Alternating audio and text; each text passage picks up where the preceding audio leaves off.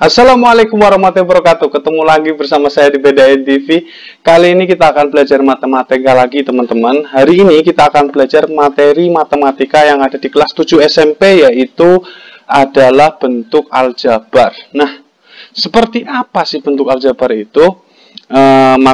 Materi ini saya bagi menjadi 3 part ya. Part 1, part 2, dan part 3. Hari ini adalah part 1-nya ya.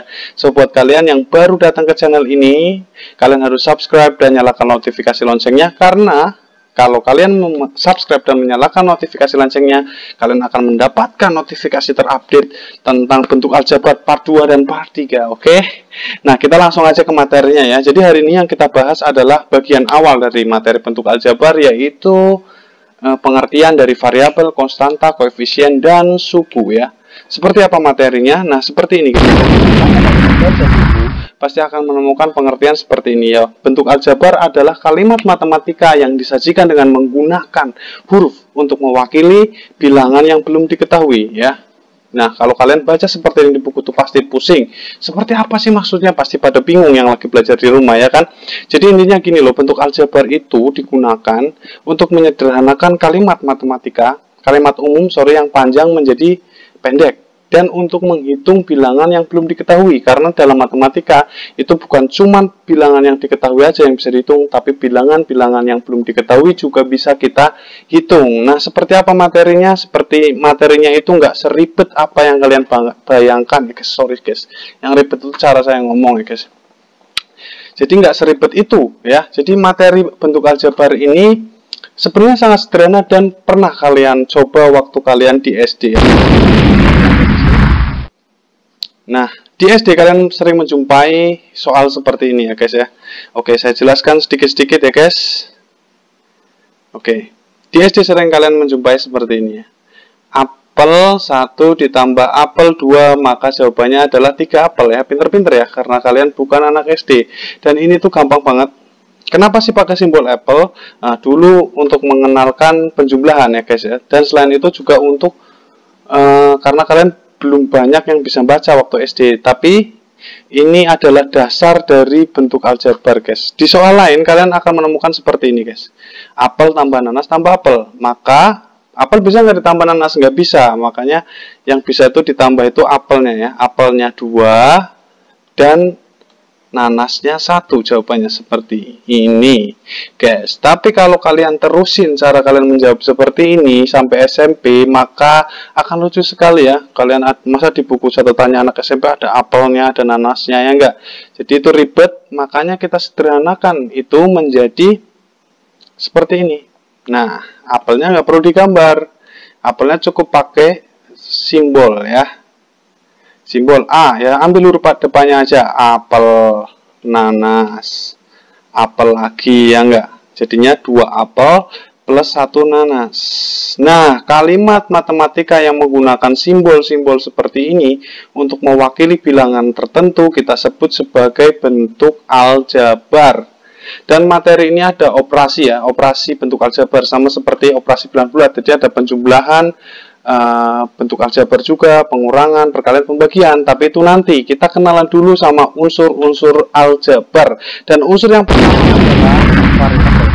Apa sih yang disebut sebagai variabel? Variabel adalah huruf yang menyimbolkan bilangan yang belum diketahui nilainya dalam suatu kalimat matematika. Example, seperti ini teman-teman. Nah, yang dimaksud variabel ini adalah A-nya, N-nya. Ya, jadi kalau ada kalimat matematika seperti ini, maka yang disebut variabel itu huruf-hurufnya teman-teman. Nah, A-nya, N-nya, ini disebut sebagai variabel. Variabel-variabel ini itu adalah menyimbolkan bilangan yang belum diketahui gitu loh ya. Misalnya tadi kan ada 2 apel ya guys. 2-nya ini menyatakan jumlah apel. Tapi kalau yang ditanyakan harga apel, maka harga apelnya ini belum diketahui, maka A-nya itu disebut sebagai variabel, guys. Oke? Nah, kita lanjut lagi ke elemen atau unsur yang kedua dari bentuk aljabar. Koefisien. Apa itu koefisien? Koefisien itu adalah bilangan yang menyatakan jumlah dari suatu variabel. Contohnya ini. Ini cuma ada 1 ya yang koefisien. 2 di sini menyatakan jumlah A-nya. atau jumlah variabel A. Maka 2 ini disebut sebagai koefisien. Nah, gampang banget kan teman-teman? Kita lanjut lagi ke unsur berikutnya. Unsur berikutnya adalah konstanta ya. Sorry, ini salah, ini koefisien ya. Konstanta itu adalah bilangan yang sendirian. Ini salah guys. Biasa guys, pasti ada kesalahan ya guys ya. Konstanta itu adalah bilangan sendirian, nggak ada variabelnya, itu disebut sebagai konstanta. Contohnya seperti ini. Nah, di sini 2n plus 3x plus 5 ya. Ini adalah bilangan-bilangan guys. Tapi ini nggak sendirian karena ditemani oleh variabel.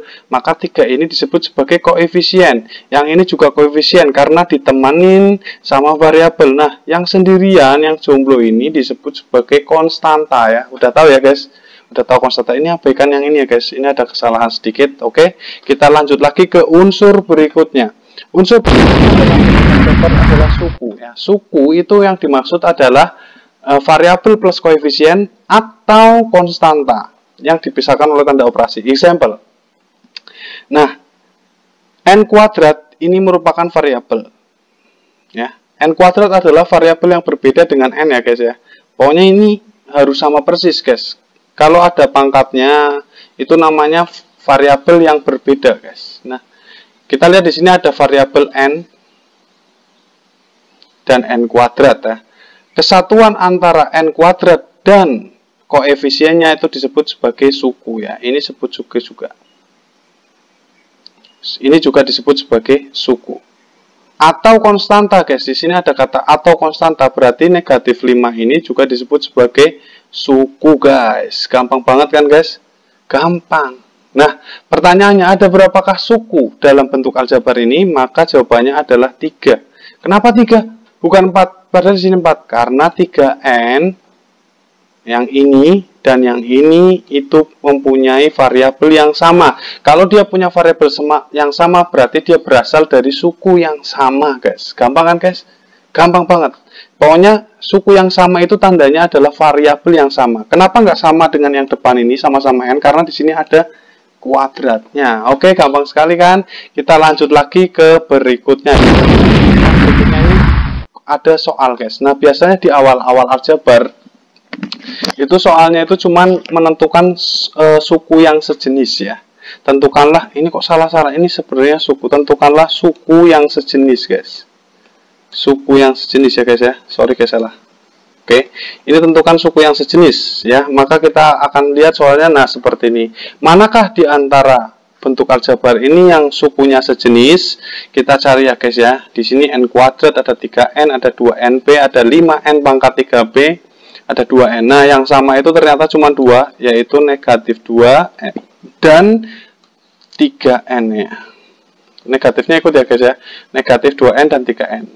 Yang sama itu cuma 2. Kenapa? Karena ini np guys, sama dengan ini. Tapi di sini n-nya pangkat 3, 5n pangkat 3p. Maka np dan n pangkat 3p itu adalah suku yang berbeda. Karena apa? Karena variabelnya itu berbeda ya, jadi nggak bisa kita samakan menjadi satu suku. Oke guys, itu gampang banget guys. Sampai ketemu lagi di part 2 ya guys ya. Cukup satu soal aja kamu belajarnya ya guys ya, nggak banyak-banyak. Nanti kita ketemu lagi di part 2 di operasi bentuk aljabar. Oke, sampai ketemu di video berikutnya. Assalamualaikum warahmatullahi wabarakatuh. Jangan lupa yang belum subscribe silahkan subscribe, dan yang belum share video ini silahkan share. Jadiin status WA-mu, jadiin story jadiin story IG-mu, dan jangan lupa share di Facebook-mu supaya video ini bisa menyebar dan banyak orang bisa jadi belajar bentuk aljabar. Oke, assalamualaikum warahmatullahi wabarakatuh.